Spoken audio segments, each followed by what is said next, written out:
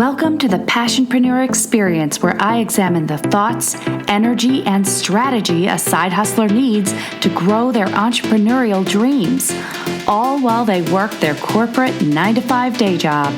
I'm your host, Bridget Cobb. Now let's get started.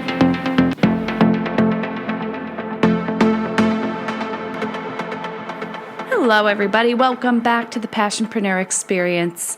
It has been such an amazing start to the year, and things are really firing up. I've got some exciting things in the pipeline that'll be coming up in second quarter, so I'm really pumped to see where this year is going for me, even in terms of my day job and both alongside my side hustle. So there's so much going on. It's really inspiring me in terms of what I'll be talking about on the podcast. So stay tuned because I'll be sharing a lot of that journey and talking about some of the elements that really come up when you're looking to balance both this side hustle and this 9-to-5, and how to grow your side hustle as you work alongside your 9-to-5, most importantly. So let's talk about and get into today's subject, which is about growth.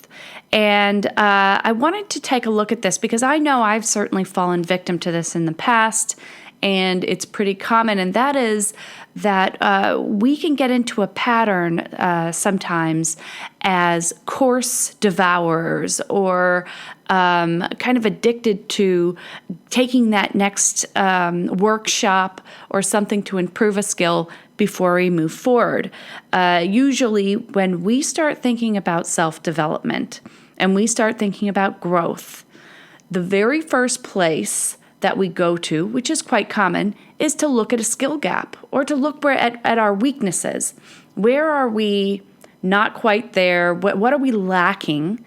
And then we'll go determine how to further develop, because we're going to try to fill that skill gap or grow in that particular area. That's pretty common, right? So I'm asking questions of myself like, what am I the worst at? Where do I fall down a lot? Or what skills or knowledge am I missing? And that's going to determine where I go to take the next class or workshop or course so that I can fill that and continue. And I see that happening quite often. And what that can do sometimes is get us in a loop of continually seeking out our weaknesses, therefore going to take that course or workshop, and that actually causes us, or inhibits us rather, from taking action. Because there's always going to be something to learn. There's always going to be something we could improve on. And therefore, we use that almost as an unconscious excuse to not take action. We're going to keep going and upskilling before we really get out there and start taking a chance and taking risk and implementing and experimenting.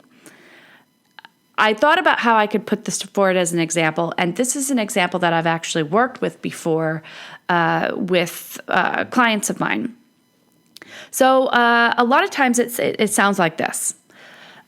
Somebody will approach me who's struggling with public speaking, and I've had a client I've worked with around public speaking specifically. So now this is not their exact example, but I'll walk through what it could sound like.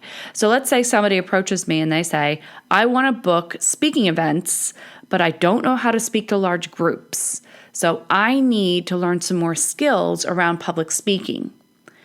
That's quite common. They've identified that they get very nervous, or they don't feel like they have a strong skill set to speaking to large groups. And therefore, they want to ingest some new skills. They want to build their confidence. They want to do a couple of different things before they start down the public speaking path. So this is pretty common, guys. We've identified some weaknesses here. I don't know how to speak to a large group. I don't know I'm missing some skill sets there. I believe I'm missing some skill sets there because I've tried it in the past, or I'm hesitant to do it, which means I'm lacking certain things. And as I said, This type of statement, this type of thought that we're holding on to can be a delaying tactic in a lot of ways that stops us from going ahead and putting our hands up at the next meeting or contacting that networking group that we belong to say, hey, you're looking for speakers, you're looking for someone in the next month. I'd like to put my hand up for that. All right, and it's easy to stop doing that because there's always going to be a webinar, a class, a course that we can take readily available at our fingertips, and that includes free courses and paid courses. All right, so I want to offer to you a different way to approach that thought, to approach how do I gain skill sets or how do I grow without necessarily having to take course after course after course. And that is starting with your strengths instead of your weaknesses. So let's go back to that same example. I want to start booking speaking events, but I don't know how to speak to large groups. That's our first thought. And that tells me I need, or the thought trail that leads off of that is I need more education there. I need more skill sets. I need more, I need to learn certain things before I can do that. What if, alternatively, you started with your strengths? Where am I the most comfortable in speaking to people? What am I good at? What comes naturally to me? See, there's a lot of power in starting with where you're most comfortable to show you your path to growth, instead of immediately jumping to your weaknesses, which can be quite an intimidating thought, and put you in a mindset of lacking. I don't have those things. I need to gain those things. I'm behind. When you start from your strengths, you can start to see, how far am I already? Where do I already have those skill sets? Where do I already have the knowledge? To what extent do I have it? It's a powerful place to start. And it may go against where we habitually go, which again is identifying the weaknesses. The reason I like to start from strengths is that our strengths often indicate some level of comfort or even mastery. When we're very comfortable somewhere, it usually means that we have at least a basic, if not better, level of understanding or experience. So from that earlier exercise, I want to enhance my public speaking. I want to book public speaking events. If I'm going to go back to my strengths, I'm going to start listing those out. When it comes to speaking to people, what am I good at? And I might come up with, well, you know what? I'm very comfortable talking to small groups, maybe 2 to 3 people at a time. I'm good at that. That doesn't bother me. I do it all the time, and I'm comfortable. 2 to 3 people, I can have a conversation with no problem. I could even lead a conversation. So now let's take that strength, which shows us that we have mastered some specific skill sets, because there are skill sets involved in even having a conversation or speaking with small groups, even 2 to 3 people. All right, so I'm going to start listing those out. This is my first point of call. I've identified where at the point to which I'm most comfortable. And now I'm going to focus on the strengths, the skills, everything that I need to be able to talk to a small group of people. And I'm going to list them out. And guys, I'm getting pretty granular here. So I'm going to list out things like listening. I need to be able to listen to my audience as I speak to them. And that can come in a couple of different forms: their body language, their facial expressions, or them actually responding. Eye contact amongst multiple people. I need to be able to look at the group of people I'm talking to. It means I need to be able to hold the focus of multiple people at once. Because remember, I'm talking to 2 to 3 people. So that is multiple people and holding their focus. Understand group dynamics. So when I'm talking to a group of people, maybe I'm not just looking at one person the entire time. I'm moving my head back and forth and looking at both of them alternately. And I need to know what I'm talking about.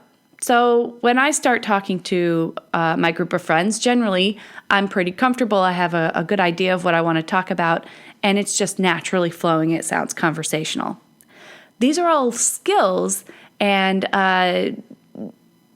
elements that I feel very comfortable with when I talk to 2 to 3 people.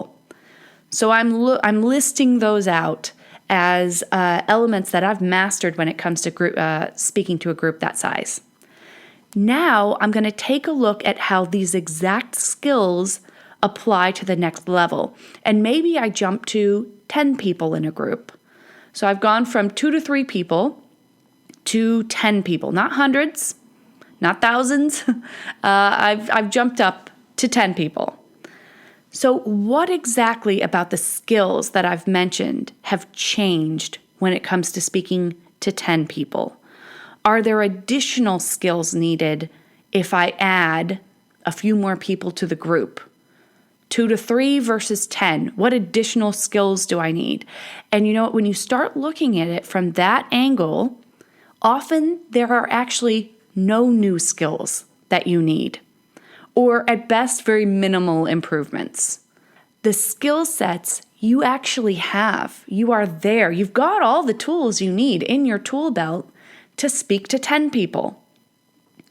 In most cases, it is not a skill gap that keeps us from advancing to 10 people over 3 people. In most cases, guys, it's actually a mindset. It's a block in thoughts that keeps us from going there. And so if you can look at that and say, I've listed out the skills it takes to speak to 2 to 3 people. When I look at that list of skills objectively, there is no difference between whether 7 more people walk into the group or it stays 3 people. It's the same skill sets. What's the difference? It's actually the thought I have about myself, having that conversation. So now we take a look at that thought.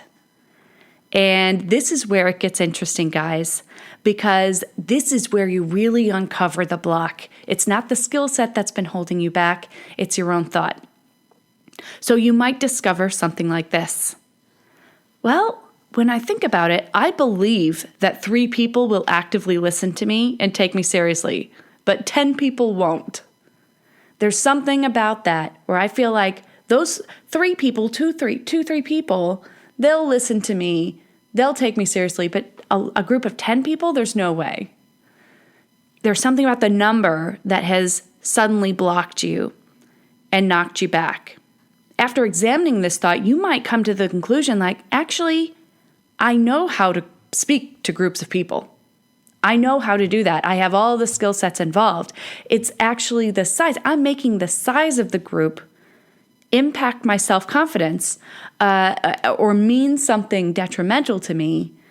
And actually, that thought is not serving me. It's holding me back. What a powerful discovery when you can suddenly realize it's really just a thought. You've got a thought about the number of people that shakes your confidence. Because when you pull 7 people out of that group and reduce it back down to 3, you're comfortable again. It's just the size. So here's the growth. This is the growth point. It's not another course on inflection or how to make eye contact. You know how to do those things. You do it every single day. It's the thought you have about more people in front of you. So now, instead of, or potentially in addition to, and I'm not dissuading people around taking courses and workshops. I find them extremely valuable. When you do identify true skill gaps, then get your butt into a course. I think it's a fantastic proactive way to build your skill set. But this is another element that you can add on to determine whether you really need the course or you actually need to do some mindset work. Because at the end of the day, you could get you could just keep consuming and consuming different skills, different tactics. But if the mindset's still holding you back, 10 people won't listen to me, but 3 people will. It doesn't matter how many tools and skills and little bits and bobs you pick up from a course, that thought's still blocking you. And you're never going to feel prepared. So now's the time to do the work on the thoughts that are holding you back. All right, this is the limiting belief that's keeping you from experiencing that confidence that you need to address the large groups. If you can get to the root of that thought and start tackling that and giving it its proper attention, then you realize you already have the skills. The skills are there. They're waiting to be utilized by you because you've cultivated them over years of talking to friends and talking to your teammates. Now you just need to unblock yourself from the thought of, I'm going to get in front of a few more people. I did this exercise myself when it came to writing my blog. I had this thought that I'm not a good writer. I don't know how to write. And that was keeping me from writing. The reality is I've been writing all my life. I wrote all through school. I wrote papers.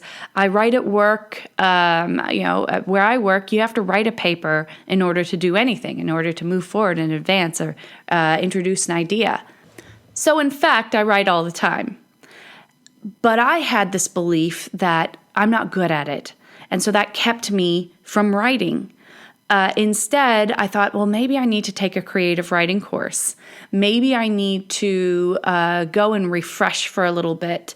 When in actuality, what would really help me is just starting to write. And also remembering, I'm not just starting. I've been writing for a very long time. Really, the thought that was holding me back was, I don't think anybody wants to read what I have to write. It has nothing to do with my ability to write. It had to do with a fear that people would judge me, or that even if I did write something good, no one would find it anyway, and no one would want to go read it. That's my own hang up. That's keeping me from getting the content out and sharing what I have to share. It's not serving me. So instead, I said, well, I'm just going to write. Now that went into some thought work. I started working on the thought of I'm not a writer, and understanding that that was not working for me, that thought. It was ensuring that I never become a writer. So instead, I didn't go to I'm an amazing writer or I'm the best creative writer of all time. I went to a very neutral, I'm a writer. I've written all my life. I write things all the time. I am a writer. So I'm going to write in this format. I've never done a public blog before. That's new, yes. That's okay though. I'm going to still go for it and I'm going to write in this new forum. And that's how I get better at writing, is just going out and doing it again and again. So taking a look at the skill sets that you have, where you're comfortable, that you've mastered already, and translating that into where you want to go, I'm telling you guys, 9 times out of 10, you've got the skills that you need. You already have them. What you're lacking is some powerful thoughts to move you forward and use those skills. Allow yourself to utilize the skills. Allow yourself to get out and prove to yourself that you are actually there. The more you use the skill set, the more confident you get. The more all of a sudden you're talking to groups of 10 saying, I could talk to groups of 10, but I can't talk to 100 people. And you might find yourself back there again. Oh, 100 people's too much. I can go to my small group, or I can go to a networking group where we circle up and I talk to 5 or 6 or 10 people, but I can't do a TED Talk. No way. Can't do that. That's totally different. Is it though? Go back and do the exercise again. What skill sets are required to talk to 10 people? And then how does that impact? What types of skill sets are required to be up on a stage? 9 times out of 10, I think you're going to come back with confidence as the one skill you think you're lacking. And confidence is something that you build by doing. So you get out there and you do and you do. You put it into play. No course or workshop is going to give you confidence. You are going to give yourself confidence. So I encourage you, the next time you're looking to sign up for that next workshop, that next webinar, that next course, do the inventory first and decide, what skill sets am I actually lacking? And first, you start with, where am I strong? What do I have already? What skill sets am I flourishing in? List those out first before you go to anything that you lack. All right, and then apply them to where you're going. And I guarantee you will find that there's minimal upskilling required. Generally, it's more thought work. And if you do find, hey, I need to build a website and I want to build it myself and it requires some coding and I'm not proficient in coding, well, great. Jump in, take that course in coding. I believe there are strong and powerful use cases for workshops, webinars, courses. So, but for you, determining when you need that and when you actually need to do some thought work is going to save you time, it's going to save you money, it's going to save you energy. All right, so it's well worth the exercise to go through. Right, so that is all I have for you today. I hope that you get some value, and I would love to see you complete this exercise and take a look forward. You've just done your 2020 plan for the year. You've gone through and looked at the different goals that you want to kick this year. So have a look at the different tasks you have laid out for yourself. If there's something that you've set for yourself, I want to launch that website, or I want to be on a TED Talk stage this year, whatever it is, and you're looking at that goal going, oh, I set that as a stretch goal. That's my big stretch goal for the year. And it already starts to give you the butterflies that you're going to attempt this.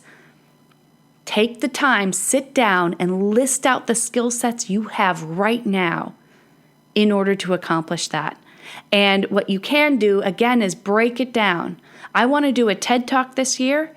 All right, let me just look at general speaking skills that I have and come right down. Group of 2, group of 3. What am I good at in that scenario? What can I do when I talk to 2 to 3 people? What does it require to talk to 2 to 3 people? Can I do those things? Then start to bump it up. And when you start to get uncomfortable and you suddenly have this reaction of pullback, oh no, that's the limit. 10 people's the limit. 100 people's the limit. Start to ask yourself why. What is the skill set that you've identified that's missing from what you have already? And if you can't pinpoint it, if you can't put your finger on it, it's probably going to be thought work that you need to do around that instead of gaining another tangible skill set. All right, guys, I hope this motivates you to go back over your 2020 goals again. Highly encourage when you write goals out, it should not be I wrote them out at the beginning of the year and then I check them at the end of the year to see if I hit them. You should be going back over them, continually refreshing yourself, getting excited about them, and understanding and connecting with the why. Why'd you put them in the plan in the first place? So this is a great excuse to go back and look over your 2020 goals and start identifying all the strengths you have in place right now to achieve those goals. If you try the exercise, I'd love to hear from you. You can leave a comment or leave a review on iTunes. That's where most people are leaving reviews these days, on Apple iTunes or Apple Podcasts if you listen there. But let me know. Let me know if it's working for you. I also usually do a few posts on Instagram for each episode to kind of keep in the theme. So I'll be asking for feedback there as well. If you don't follow me on Instagram, that's at Bridget Cobb Coaching. And you can kind of follow along with the posts and the podcast because they match up together. So that's all I've got for you today. Thanks so much for joining me on the Passionpreneur Experience. I'll see you back here next week. Bye. Are you building your side hustle business all on your own? Well, you don't have to. Engaging with and being accountable to a supportive community will increase your productivity and keep you on track. Join my private Facebook community, the Passionpreneur Experience, and connect with like-minded side hustlers just like you. Head to the show notes now for a link to the group and start building the business of your dreams.